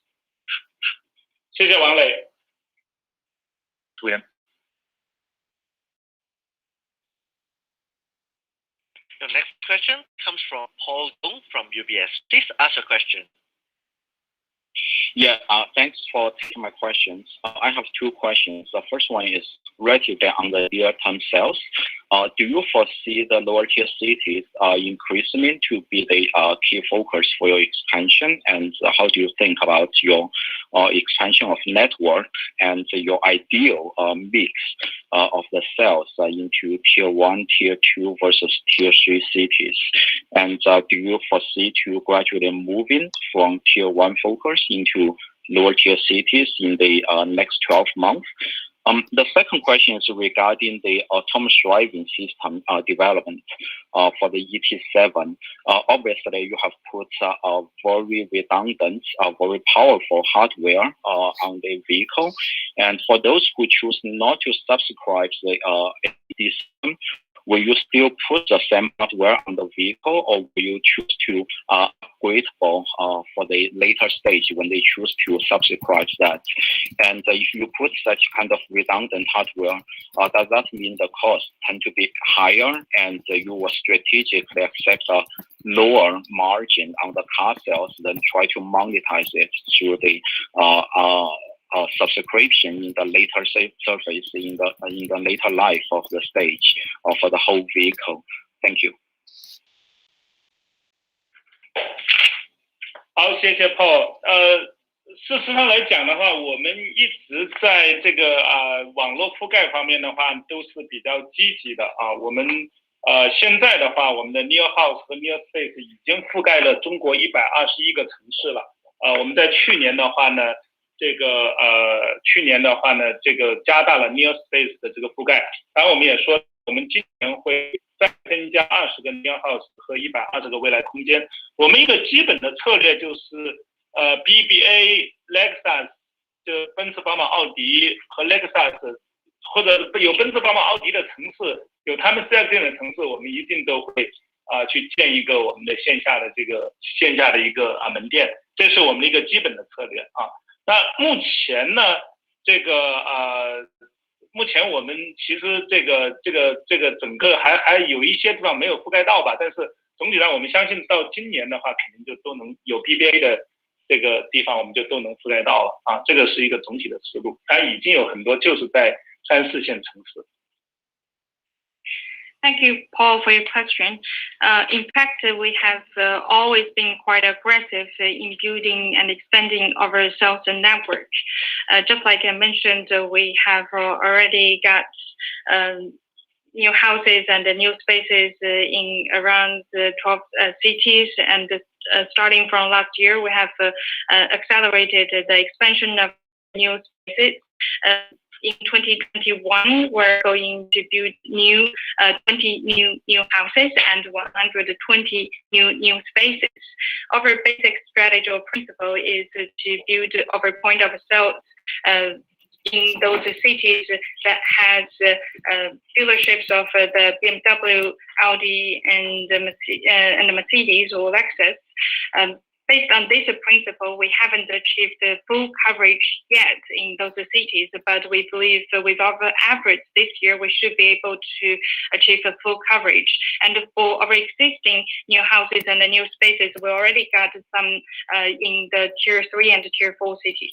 这总体来说，我们倒没有什么特别的这个说只在哪些地方布，不在哪些地方布这样的一个看法啊。那这个很自然的，比如说长三角。这个销量多，我们肯定布的这个销售服务网络肯定就多啊。这个还是根据这个高端车的这个销量的这个区域分布，去很 natural 的一个选择。We do not have any specific regarding where should we have the new houses or new spaces is more driven by the sales performance. For example, in the Yangtze River Delta region, the sales performance is quite good. That is why we decided to build the new houses and the new spaces in this region. So overall speaking, we would like to expand our sales network coverage in more cities and more areas.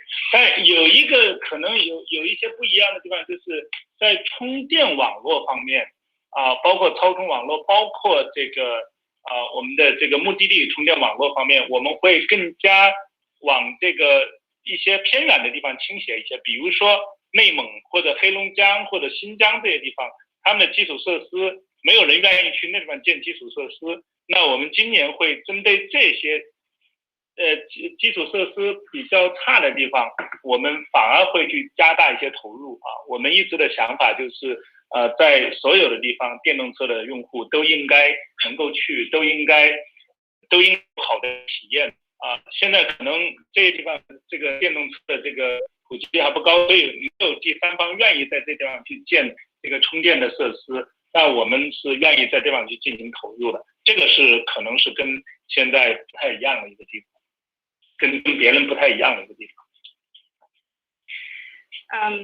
But we would like to build more charging and swapping network in the remote places or remote cities, especially including the supercharger network and the destination chargers. For example, we would like to deploy our charging and swapping network in Inner Mongolia, Heilongjiang, and other remote cities. In those cities, they do not have a very good infrastructure for the EVs. Starting from this year, we're going to ramp up our infrastructure in those places. Our principle and our vision has always been that the EV users can go everywhere with a very good experience. So we would like to focus on those cities because right now the cities do not have a very high EV penetration. That is why no third parties would like to build the infrastructure in those cities, but we would like to start this work first. 对，第二个问题就是ETC 的 ADS service， 我们确实硬件所有的这些硬件都是标配的，传感器、算力都是标配的但是我们并不会因为 ADS service 的这个销售模式，在初始的整车毛利上去做做一些下降，我们还是会保持合理的整车的这个毛利的，在销售的时候整车的毛利的。当然大家也知道，我们认为20%这个以上的一个20%左右的一个毛利是一个合理的 target， 所以我们不会主动去把这个降低的，我们不会去降低这一部分。所以从这个角度来讲的话呢，后续的 NAD 的这个service 的收入会是我们 long term 的一个毛利的这个来源啊，那对这个是一个更可持续的一个模式。Regarding the AD as a service on ET7, the hardware including new Aquila super sensing and the new add-on super computing all come as a standard on the ET7, but we're not going to lower our vehicle gross margin just because we are now using the AD as a service subscription model. We would like to still keep a reasonable vehicle gross margin at the time of the sales. Previously, we have already said that around 20% is a reasonable vehicle gross margin target, so we're not going to lower this target. For the NAD, we believe that this is going to make long-term contributions to our overall gross margin and vehicle gross margin. Thank you, Paul. Thank you. The next question comes from Jeff Cho from Citi. Please ask your question. 各位管理层，李总好，很好的业绩啊，我很快问，我就两个小问题。第一个就是我想问那个 NOP 和那个 BOSS 的 attach rate， 现在过去和将来怎么样？就是年中到年底这个 attach rate 会是怎么样？然后呢，第二个问题就是因为刚才说了嘛，我们的需求很好，可能有一些瓶颈，所以现在控制在7500台一个月。那假设就是大概就是7500台怎么样一个每个月的这个水平嘛？那这个我们有没有算过这个NOP 啊这些 BOSS 的 penetration 或者 attach rate 每涨10个点的话，这个对我们的毛利的敏感度是怎么样的？然后最后一个问题就是关于还是全年销量啊，因为我是这么想的，就是如果4月份还是7500台。4月到12月是环比0增长的话，全年是87000台。但是如果环比是每增加1个点的 CAGR， 就4月到12月，全年销量就要往上提3000台。那我想问，就可不可以给我们一个 range estimate？ 因为这个芯片啊、电池的供应瓶颈肯定都会有舒缓的嘛，最后。那就是说，如果我们保守看是0% 的volume CAGR， 那就是87000台。那有没有我们一个 bull case scenario？ 这个可能是会不会不是0%， 可能是5到10% 的 CAGR， 4月到12月。So I got 3 questions. What is the NOP and BOSS attach rate in the past, right now, and in the future? And how sensitivity does it relate to the GP margin and earnings? The second question is the range estimate of full year's sales volume target. Thank you. 好，谢谢 Jeff。80的 take rate 我们前面说了，现在从订单的角度上2月份我们已经到了55。那么NIO Pilot 的话，我们因为现在有一个精选包，还有一个全配包啊，那么我们这两个包加到一起的话呢，差不多在50%左右啊。那当然这个我们还有一些后装的，就是有一些用户他也可以后装来选。所以总体上来说的话呢，差不多在50%左右吧。那这还相对还比较稳定啊，就有的用户他可能愿意用，有的用户不太愿意用啊。我们在近期的话呢，还能看到一些小幅的提升，但是没有什么特别大的一个提升。那这个敏感度80对于这个，如果看我们毛利提升的话呢，确确实实它的这个 take rate 在过去有增长，肯定是其中的一个原因之一啊。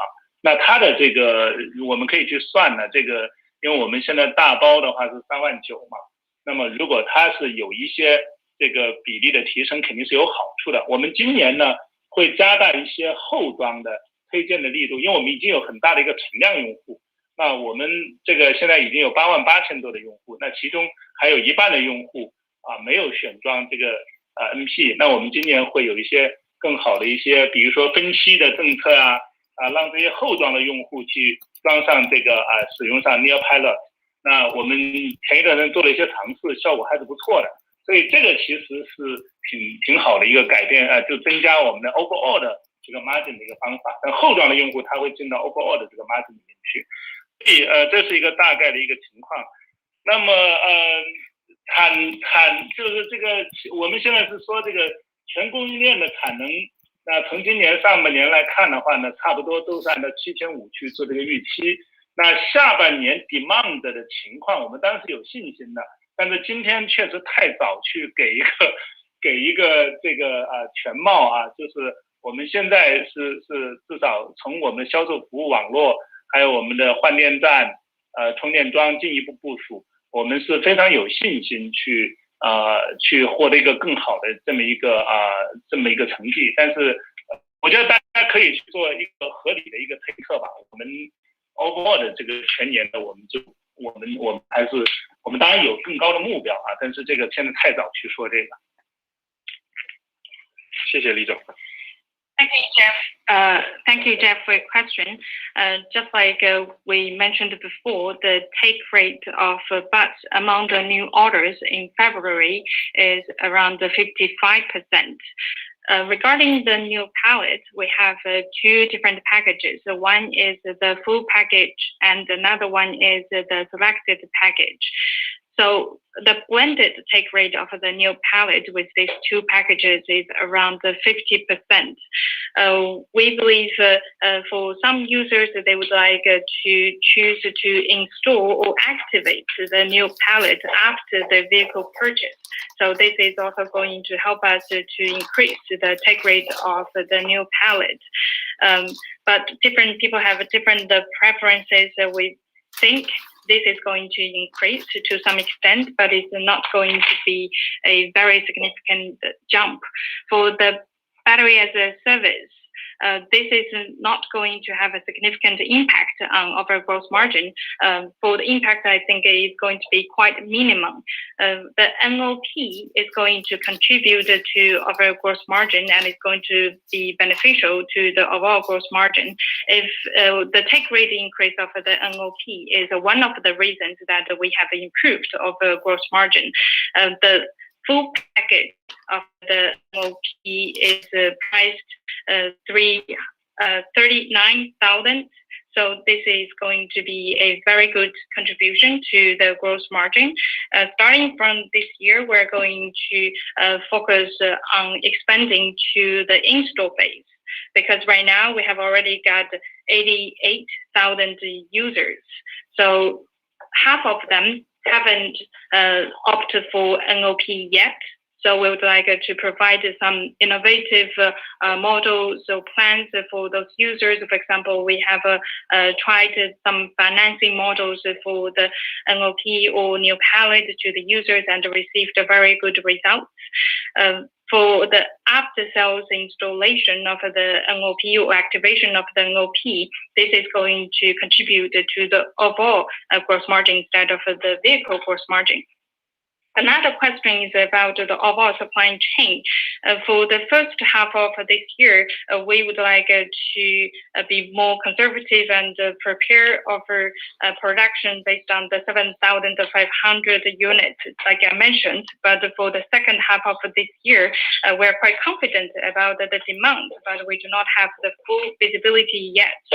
We will further expand our sales and service network as well as our charging and swapping network.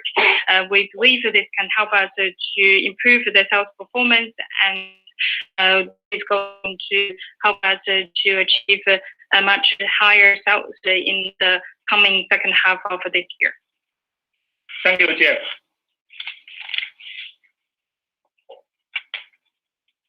Our final question comes from Fei Fang from Goldman Sachs. Please ask your question.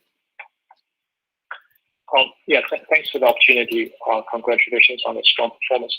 Just a quick question about your power swap station build out. How do you strategize your footprint? How do you choose location? How often do you assume consumers will be using the infrastructure on a per vehicle basis? And then long term, how do you think about sort of the right size for your power swap network given the strong bus adoption? Thank you. 好，谢谢这个方飞啊，因为这个我们确确实实有一个好处的话呢，就是我们的这个是直接服务用户的，所以总体上来讲，我们对于用户能不能装这个充电桩，家里能不能装充电桩，然后还有这个用户的他的这个主要的这个行驶的路径，还有他的这个我们用户的这个分布。我们又因为是按照订单生产嘛，所以我们是能够知道这些这个 location 和这些用户的这样的一些主要的一些开车的这样的一个这个所在的区域的，所以我们会结合这些呢去做一个最优的这样的一个选址的这个规划啊。那当然还有看看我们的用户在哪些高速他们可能去的更多。这是一个总体的这么一个规划的逻辑啊。那所以从现在来讲的话，我们换电站的选址的这个效率啊也是越来越高，这个规划的准确性也是越来越高的。和我们早期相比的话呢，其实这个准确性高多了，效率高多了啊。我们现在基本上每个换电站投入使用以后，都很快就能够这个到达一个合理的一个量啊。我们现在高峰的时候每天差不多有1万次的换电啊，所以应该讲这个效率已经非常非常高。从这个长期来讲吧，我们相信在中国的话呢，因为还是有非常多的用户家里装不了充电桩啊，我们现在确确实实，虽然我们的家充桩安装比例是非常高的，那我们也在新用户里面，我们也看到了已经越来越多的家里装不了充电桩的用户。这种比例已经在显著的增加了。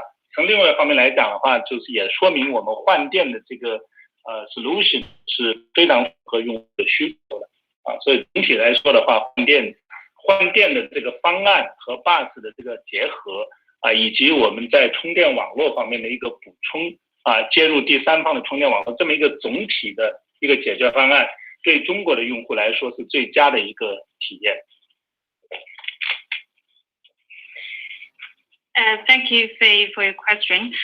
Regarding the power swap, we actually provide services directly to the users, and we can have the information regarding the users with whether they can install the home chargers or what should be their routine route, what is the distribution of our user base. So based on all those information and our make-to-order business model, we should be able to have a very good planning for the battery swap locations. Based on the location information of the users, we can make the optimal choices regarding where should we deploy the power swap stations. We can also have the information regarding what should be the highways that are frequently visited by our users, so we can deploy the power swap stations in those highways. Overall speaking, the efficiency of our battery swapping stations and the planning accuracy of the battery swap stations have significantly improved compared with the past. After the deployment of the battery swap stations, we have also accelerated the speed of the service providing or the service offering to the users and achieved a very good performance. For example, during the peak hours, the battery swap stations can achieve around 10,000 battery swaps. Right now in China, we believe the long-term trend is many users will not be able to install the home chargers.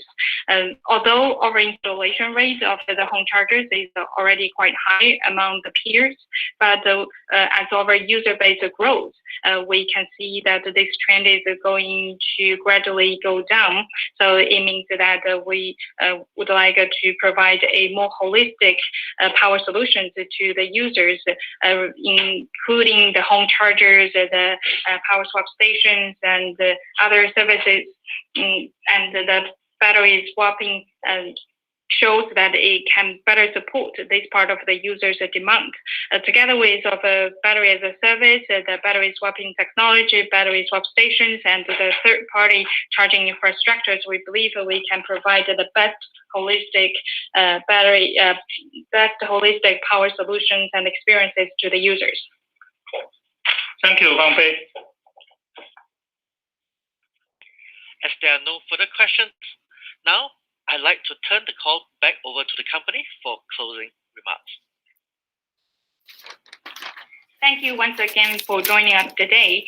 If you have further questions, please feel free to contact the NIO's Investor Relations team through the contact information provided on our website.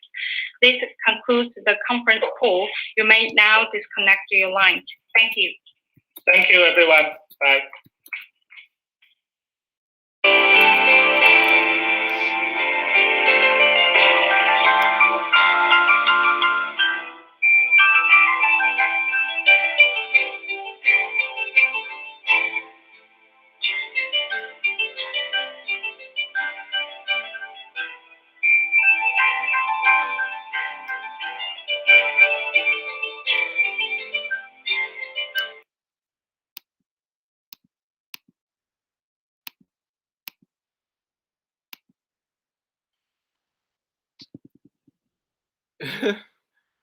Okay, guys, so I'm kind of pretty tired. That call went on pretty long, longer than usual.